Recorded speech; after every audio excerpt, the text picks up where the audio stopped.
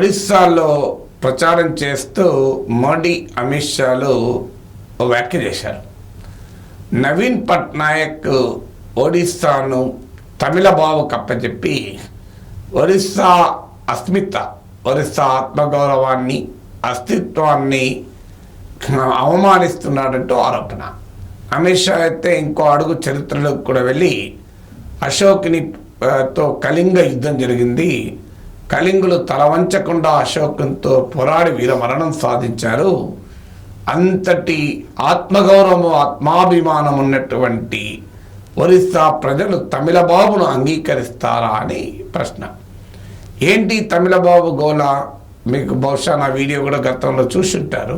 ఎవరి పాండ్యన్ ఏమా కథ అని ఒక వీడియో ఉంది, చూడండి. అందులో ఈ స్టోరీ చెప్పాను.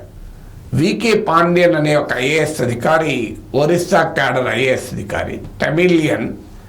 ఇతను నవీన్ పట్నాయక్ వద్ద ప్రైవేట్ సెక్రటరీగా చేరి నవీన్ పట్నాయక్ అత్యంత సన్నిహితుడుగా ఆయన విశ్వాసాన్ని చూరగొన్నాడు. 2014-2019లో ఒక రకంగా నవీన్ పట్నాయక్ విజయానికి వెనక వ్యూహకర్తగా ఉన్నాడు.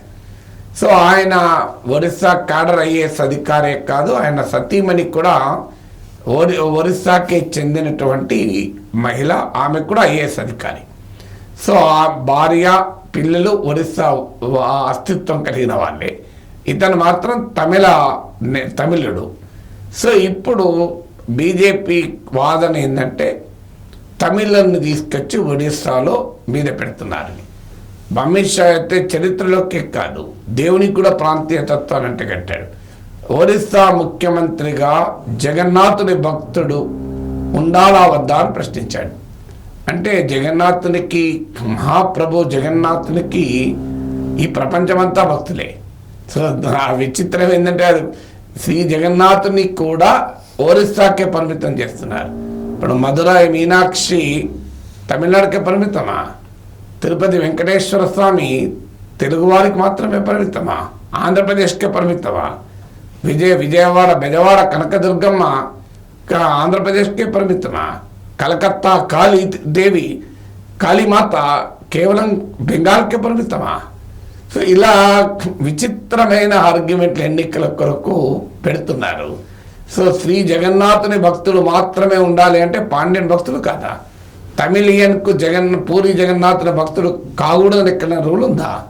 తెలుగు కవైన మహాకవి శ్రీశ్రీ దేవుణ్ణే నమ్మని శ్రీశ్రీ జగన్నాథ రథ చక్రాలు వస్తున్నాయని చెప్పి ఆయన జగన్నాథ్ ఆ మహాప్రభు కొలిచినటువంటి సందర్భం ప్రస్తావించిన సందర్భం ఉంది కదా, జగన్నాథ రథచక్రాలన్న పదం వాడాడు.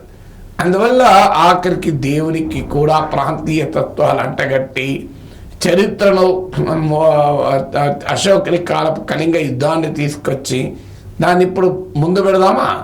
సో అందువల్ల ఈ రకమైనటువంటి అటాక్ వస్తే ఇంకో క్వశ్చన్ కూడా వస్తుంది. మరి తెలంగాణలో అసెంబ్లీ ఎన్నికల సమయంలో, ఇటీవల పార్లమెంట్ ఎన్నికల సమయంలో భారతీయ జనతా పార్టీ ఏమని ప్రచారం చేసింది? మమ్మల్ని ఎవరిని చూడకండి, మోడీని చూసి ఓటేయండి అన్నది. సో మోడీకా గ్యారంటీ అని మోడీ కూడా ప్రచారం చేశాడు. మరి తెలంగాణ ఆత్మగౌరవంపై దాడి కాదా అది? అంటే గుజరాతీని అతన్ని చూసి తెలంగాణ ప్రజలు ఓటేయాలా అని ప్రత్యర్థులు ప్రశ్నిస్తే ఆన్సర్ ఉంటుందా? తెలంగాణ ఆత్మగౌరవం పైన గుజరాతీల దాడి అని ఇప్పటికే కాంగ్రెస్ వాళ్ళు విమర్శిస్తున్నారు కూడా. దాన్ని మరి బీజేపీ అంగీకరిస్తుందా? అందువల్ల గుజరాతీ, తెలుగు, తమిళ, మరాఠా అన్నది వీళ్ళంతా భారతీయులే. సో వీళ్ళందరూ ఒరిస్సాలో ఉన్న తమిళనాడులో పుట్టినంత మాత్రాన పాండ్యన్ హిందువు కాకుండా పోడు, జగన్నాథుని భక్తుడు కాకుండా పోడు, సో భారతీయుడు కాకుండా పోడు కదా.